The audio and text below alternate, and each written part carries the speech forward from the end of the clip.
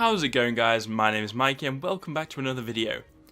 Sorry for the lack of uploads lately. I have been very busy with my daughter being born and into the world.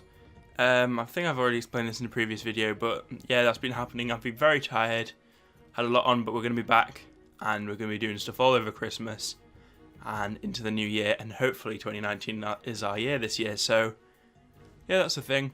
So we're going to be getting into some new information. I have researched a lot for this. It's taken some time, but I've compiled a little bit of, a little diary, as you'd call it, of information that I want to share with you guys today. So we're going to get straight into this, and we'll just take a good look at it and see what we come up with. So yesterday, Game Freak shared this image right here. This one just right here.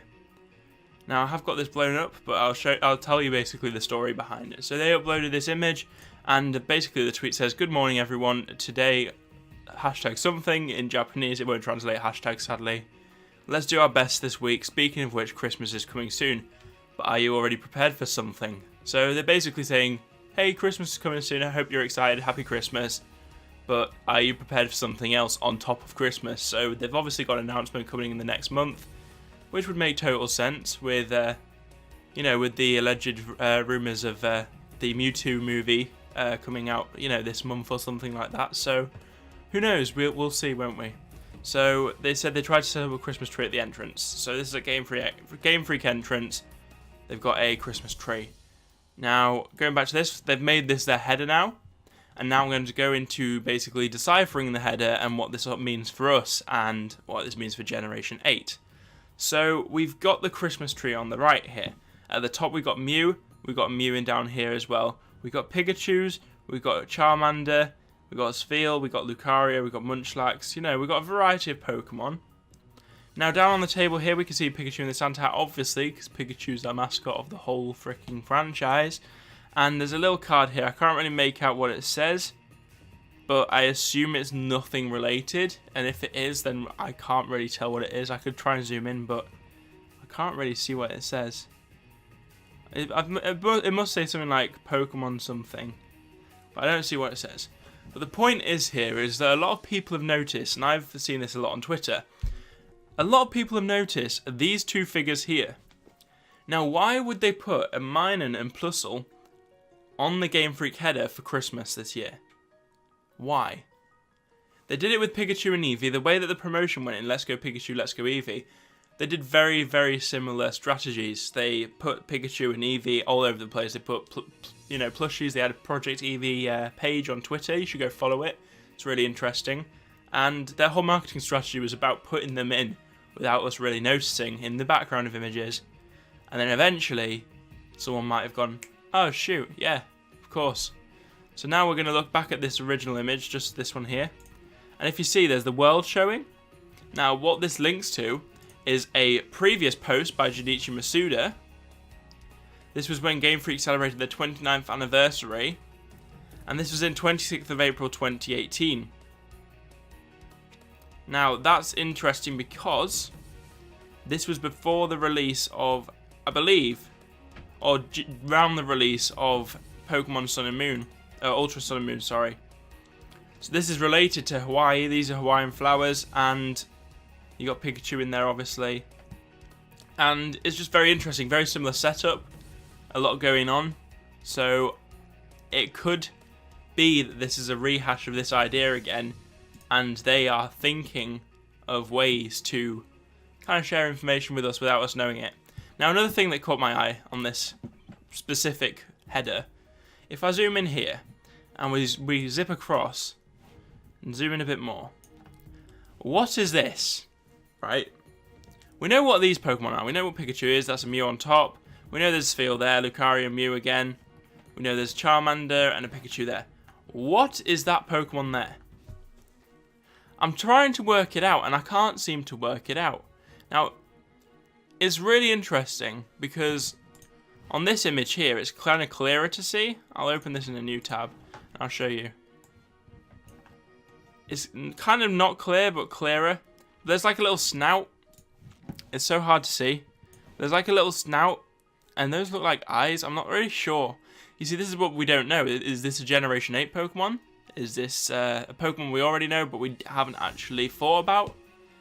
And, you know, how's this linked to, you know, Plusle and Minun? What's that got to do with these two guys? But anyway, that's going to lead into my next point. So we've had this, obviously, the flowers and the whole theme before of sharing information, but in a way that we don't really understand. So now, this gets into the idea of the Switch. Plusle and Minun are heavily indicative towards the Switch. Now, I know they were released in Generation 3, which was, what, in 2005 or something, 2004. I can't remember when exactly, but it was a long time ago. Now, you might be thinking, well, what the heck? But think for a second. What came recently that had a lot of hints towards Switch's Generation 7, Generation 8? ORAS.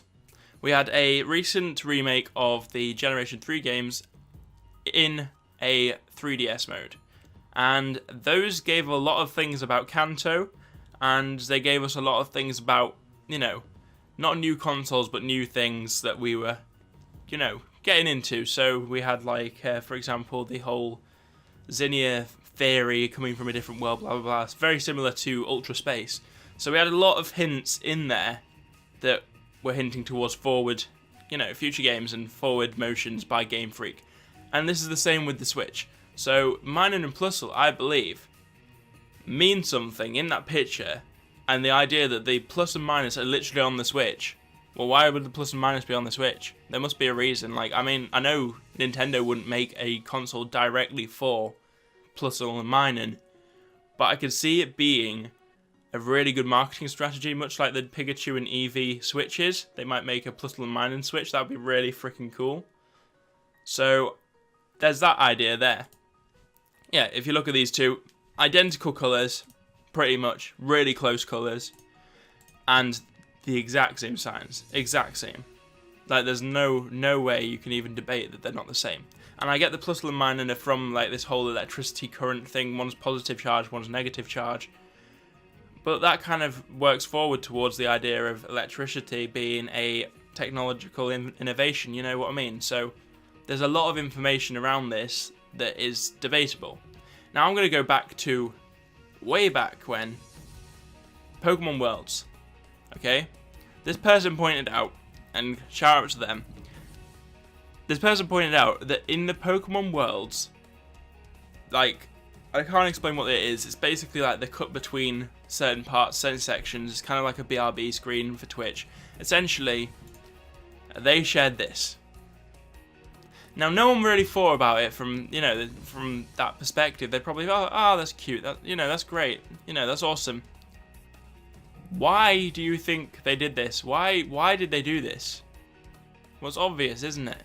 It's promotion. It's that secret promotion that Game Freak do, where they put stuff in without you expecting it, and when it comes, you don't see it. So this guy did this tweet in August, which I find interesting because he's obviously worked it out. So now we get into this whole plethora of information from dualpixels.com. This was made in 2014, and this information is still valid and has been verified today. So we're going to go through this. So down here, basically they've got a source called Gino, and he claims to have received information on the next games called Plus and Minus, and he provided them with the following information. He's also the same guy that leaked a lot of other games and lots of other, basically the whole E3 list for 2013. So I believe this guy. I think he's pretty legitimate. I think he has some kind of way with the world. So we're going to go through this. So it could be all true now, but it could change tomorrow. But it hasn't changed. Some of it has changed, some of it hasn't changed in some ways. So Game Freak were one of the first developmental studios inside Nintendo to receive alpha prototype hardware, now being upgraded to beta prototype hardware above. Now, the alpha and beta thing is interesting because everyone was like, well, just the Switch was the Switch, right? You know, the Switch was what it was, you know? There was no alpha beta. Well, there was. The Splatoon players apparently received, Splatoon pros received an alpha version of the Switch before the beta version.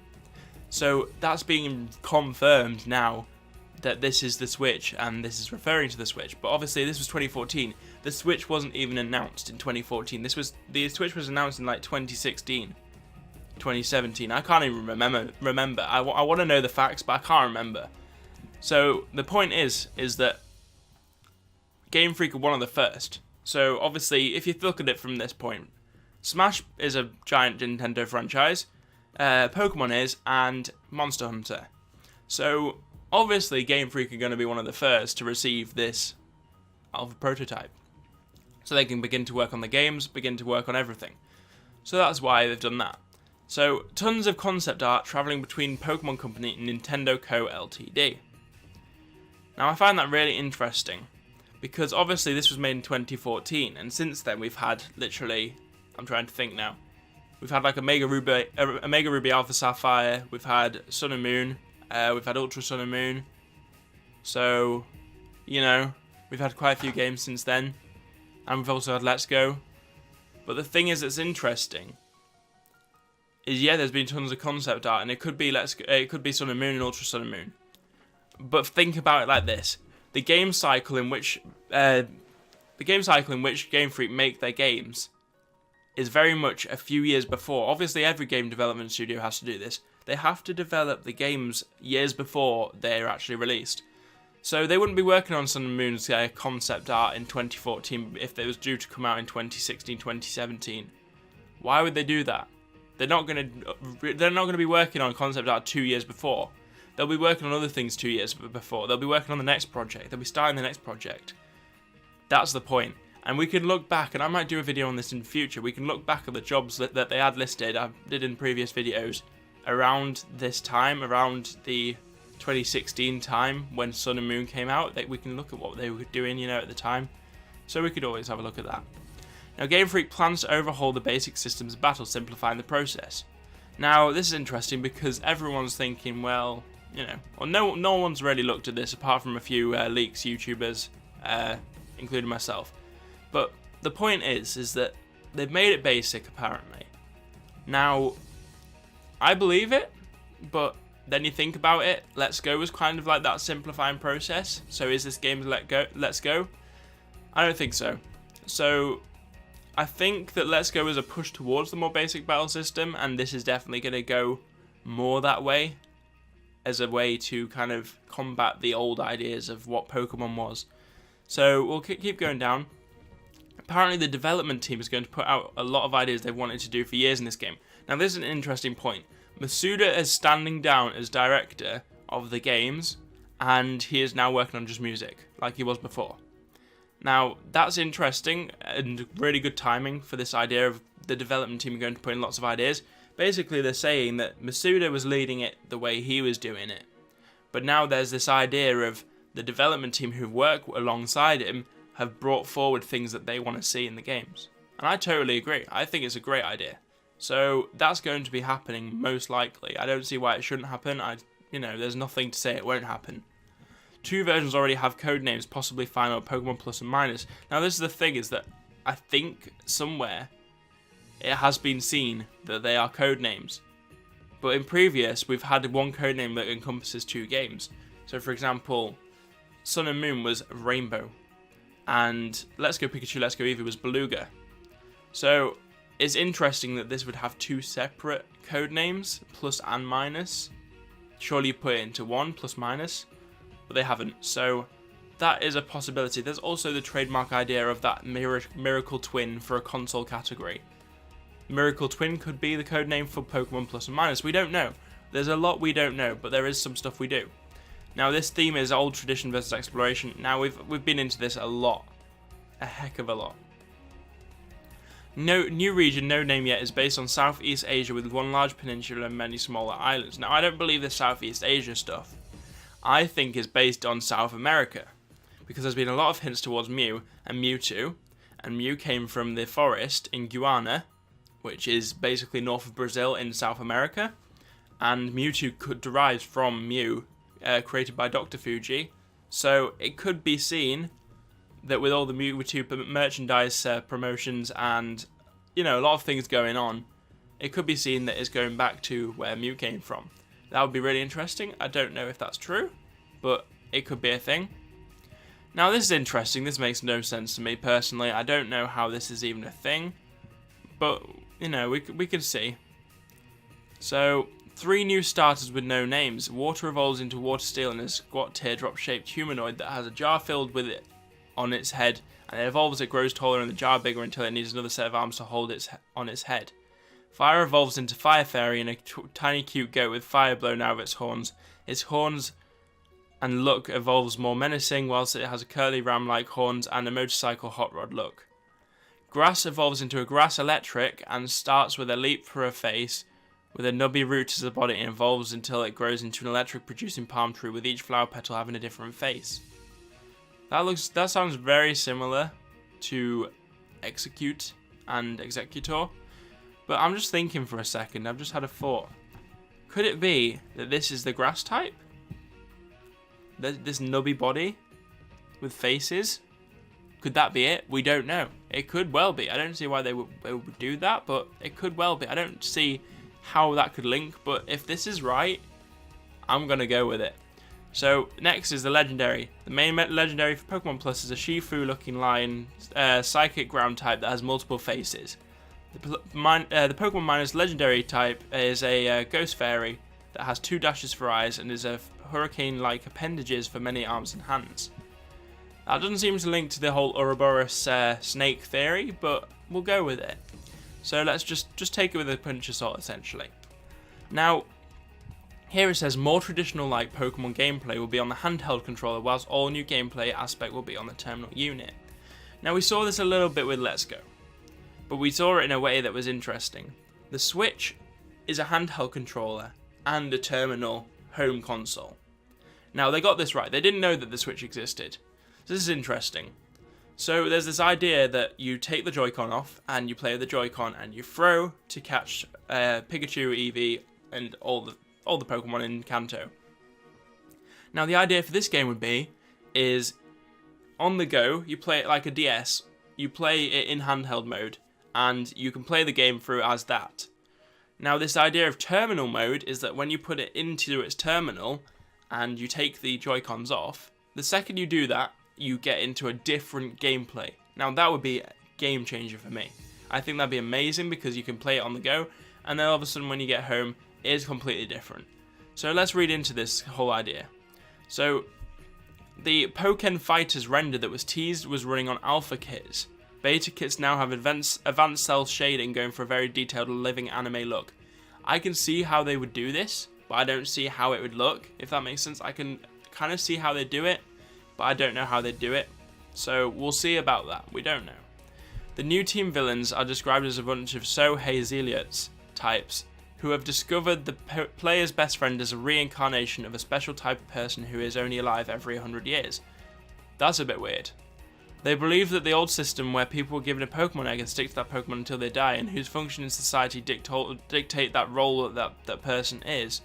They are against the modern trend of Pokemon trainers and capturing multiple Pokemon and making a holy pilgrimage to evoke the old legendaries to turn everything back to normal.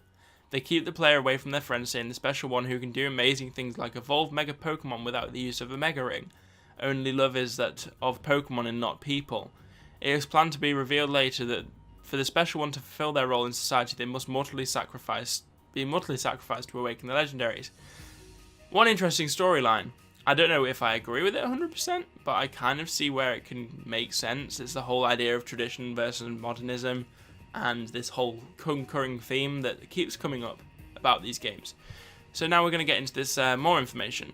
Routes connect the island together are water bridges, but clumps of island are connected together by underwater tunnels. Okay, so it's a lot of islands. That's a possibility. I'm thinking Central American islands, you know, like the Caribbean, that sort of thing, Dominican Republic, Cuba, that sort of thing. That's what I'm thinking, personally. So there's a stone Slow King statue that is a parody of the reclining Buddha at Wat Pho Island, Thailand. Sorry, I'm butchering these. Basically, there's this idea that they're using existing parts of culture to kind of bring forward different ideas. Like when they did Alola, they did Hawaii, and that was very, very similar. But then the problem is that if they do South America or Central America, Hawaii is kind of not close, but it's very similar in traditions and that sort of thing, so I don't know why they do that. They could well be doing Sri Lanka or Thailand, we don't know. Many Pokemon from Hoenn and Sinnoh will make a return. Okay, I believe that. Variety of Pokemon gyms. One is a male system that uses only flying types and focus on sky battles. Yeah, that's totally applicable, that's totally possible. One uses only baby Pokemon. One is implied to be a real vampire and uses Ghost Dark. There is also a military-like leader who uses Fire and Steel. That's interesting. So that's just giving us some idea of these variety of Pokemon gyms. I'm not sure where they got this information, but because they've got so much of it, it's possible. The island gameplay with gym leaders in the Elite Four Island can be played entirely on the handheld and can be blown up on the terminal for home play. So this is the idea of the base gameplay is on the handheld, but then you can play at home on your TV. Okay, so that's the switch. So we're going to get more into this as we read more of the little points here. The new Pokemon types, similar to Shinies, no details yet on how they work, but they've been told that they changed the game significantly. Okay, so we've heard a lot about this already, so we'll go into this in a bit later. The mainland is an MMO-like environment that is exclusive to the terminal and shared by both versions. So this mainland idea is that the mainland's on your terminal, you come home, you plug your game into the terminal, and now you can play in an MMO-like environment, you can play open world. That's the idea. You play handheld, you play through the game, then you can play open world, MMO, on your terminal. So that's the idea. So that's what they're kind of saying. Players around all over the world online can chat, trade, intermingle, and experience new updated storylines on the mainland. So this is basically saying co-op Pokemon. Imagine co-op Pokemon. That would be so freaking cool. Imagine the freaking content you could get out of that. But let's get into the next point. Pokemon Band is a new mechanic introduced to get people involved who do not like to battle, a cooperative experience where Pokemon dance and make music together to achieve the highest group score. Totally see it, I can see that. Pokemon Bank are actual locations on the mainland and handheld areas where people can import past Pokemon mainly from Pokemon X and Y into the new game. I can see that happening as well, I totally get it. It'd make it so much easier than just having Pokemon Bank as a separate application. So that's just a little note from them. So then this goes back and links to Puke stuff. The idea that we have this whole concept of a new type of Pokemon that's similar to Shiny but not. I could totally see this happening, this turbo type. Now the thing about these snakes is I don't know if this kind of makes sense. Like, you go from this place of this idea of like a lion and a teardrop thing or whatever, or a hurricane or whatever, to these snakes. So I'm not too sure which I believe. But it makes sense, it's totally understandable. And here again, there's the Thailand Watfo Buddha. So this could be very, very close. There's an Eevee on a rock, there's an Eevee with a kite. That could link to evolutions. I don't know why they'd bring more evolutions in at this point, but it's totally understandable. There's another concept here that I've just seen that I think is interesting. You've got this island here. He's made this island just in the front. In the background, you have this plane with America and another bit of island here. So there could be this idea that you're based in Central America and you can fly to the mainland, or when you join your terminal, you go to the mainland, which is based on America, and either two different regions, or a whole concept of, you know, with Univers, you have like the central zone where you can like, it's basically like the Wi-Fi connection zone. It could be like that, where you can only go there if you're connected to Wi-Fi. That'd be really interesting. Now you've obviously got the Light Festival and the tuk-tuks and that sort of thing, but we've already reviewed all this.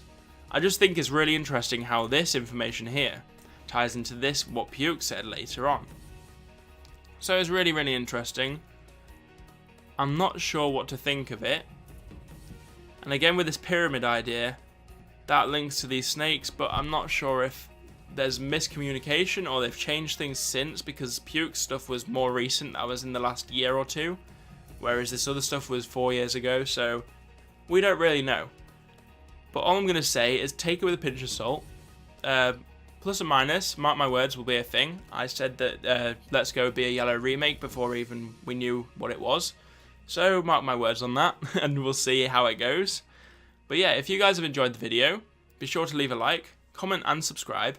And be sure to let me know if you guys have any more information on this. I'd love to be able to discuss this in future videos, live streams, that sort of thing. So yeah, be sure to stick around for those. So anyway guys, that's all I have time for today, and I will see you guys in the next video.